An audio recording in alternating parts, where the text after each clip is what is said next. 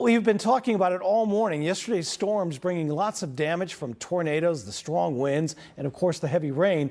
Today, the National Weather Service is going to be in town to survey that damage. And right now, meteorologist Justin Stapleton has a look at just how winds from tornadoes cause some of this major damage that we have been seeing. Come join me, William. Okay, come join me. over to you. Let's have a conversation here, okay. shall we? Yeah. I won't keep you too long. I know you're battling some injuries right now, so we'll keep you. My leg is bothering me. That's You're good. You're doing great. This guy's a monster right here. Okay, so let's talk about this. So we said the National Weather Service is coming out to do some damage assessment, right? Yeah. Well, what does that mean? Well, the crazy thing is that officially we don't know what the strength of a tornado is or its rating, like if we put it on the EF scale, until after it's happened. Okay. Sounds crazy, doesn't it? Like with hurricanes, we know what they are ahead of time, don't we? Right. Right, because we take the planes, we fly them into there, and we go, Yeah, hey, use the hurricane hunters. Exactly, right. Well, tornadoes work a little differently because the rating and the intensity of the storm itself is based on the amount of damage that you see. Right? Okay, right. So it's kind of like in reverse. Yeah. If you want to think of it that way. So what we were looking at, and this is where our TJ Parker was, right? Yep. This is out in southwest Harris County. So what I see when I look at this is a couple of different things. There's two major types of damage. You've got straight line wind damage and you have, generally tornadic damage, okay?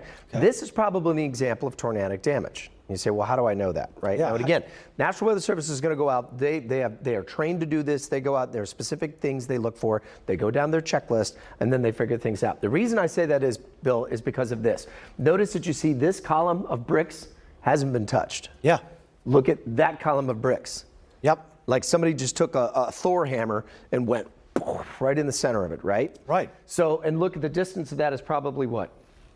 I'd 4 say, feet? Yeah, maybe 4 or 5 feet. something like that, feet, right? So what could have something with the precision of a Thor hammer to be able to take that out and leave this completely alone, right? You'd have to have something that has a lot of intensity but is very, very small. Sure. Right. So straight line wind damage would probably take that roof and sort of pull it like this, kind of like if you're in the snow and you take your arm and you pull all the snow in one direction. Yeah, just right? scrape it off. Exactly. It's like a bulldozer, right? So that would mean that would probably get knocked over, that would get knocked over, that tree would probably be over, and the roof would be peeled back. But notice what we're seeing here is what? This whole section is blown out. That section of the bricks is completely blown. And then, of course, we've been talking about this mail truck that got knocked over. And look at the damage up there on the roof shinglings. Notice that house is fine. Notice the roof shinglings up there. It wasn't like they were all pulled back like a can opener, like a tuna can. Yes. It was spotty. Right? Yeah. So that's kind of the chaotic nature that we look for sometimes in terms of what happens with tornado damage. Yeah, and we're used to tornadoes hopping around, right? They don't plow through, they skip around. Right. And they can plow, but they plow in very specific areas. Again, this tree's fine, that tree's fine. What happened when we had the derecho come through? You were out there, you remember that, right? Oh, yeah. We had trees down, we had power lines down, not the little ones, mind you, that were down, the big transmitter lines were down, right? Yes. So it's almost like someone took their arm, like a Jolly Green Giant, and just went right across the area. That's right. Versus this, where it's like a toddler comes in with a bunch of Legos and just throws them all over the place. Yeah, it's that's like you turn a puzzle upside down. Exactly right. That's a really good analogy, right? And that's how I learned it when I went to weather school is the difference of like plowing something with a bulldozer versus take a bunch of Legos and just toss them in every direction, which is generally what you'll see when you get that kind of damage. So now the question is, what are these going to be rated? And I'm not even going to try to jump out there at that point, right? That's like prognosticating. I'll let the experts figure that out. But I will be willing to bet that we will probably see each one of these get rated, so it won't be a EF0 or, oh, we don't really think that did any damage. Obviously, that's fairly substantial damage. It's one home, but that's substantial damage on that home. It is. Yeah, so my guess is that hopefully by this afternoon, we'll be able to get some rating on that,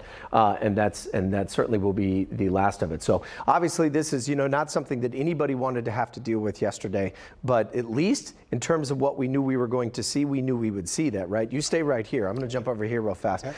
So yesterday we were talking about these storms that will possibly come through, and if you remember, we got to the end of the show, we had a bullseye right here across our northeastern counties that said this may be the spot where we're going to see the most tornado potential, and boom, boom, boom. We had 3 right up there in northern Liberty County. Yeah. We had this one here in southwest Houston. Remember Christmas Eve, we had what? The one out towards Jersey Village and Cypress, right? Yep. And then same thing as you get down towards Wharton County, we had the one down here as well, which was colossal in terms of what it looked like. Look at that, right? Wow. I mean, that's fairly textbook, is it not? Yeah, a perfectly formed tornado. Exactly, right. And this was from one of our Click2Pins users, and you mentioned that too, that the users thanked them for sending that in. That was down in El Campo, right? So that'll give you an indication of kind of what we're seeing out there with that. Now, what we're going to be watching for is this next system. Now, notice the bullseye for tomorrow, Bill, is over across Mississippi and parts of Louisiana, right? So that avocado, which I always like to kind of, looks like an avocado, It does doesn't look it? like an avocado. Yeah, so that was right on top of us yesterday afternoon.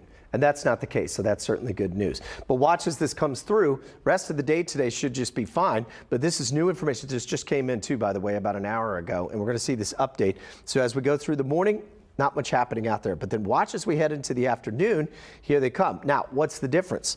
Nothing happening down here where we had storms firing all day yesterday with that, right? And then by 1 o'clock to about 3, 4 o'clock, where do they all go?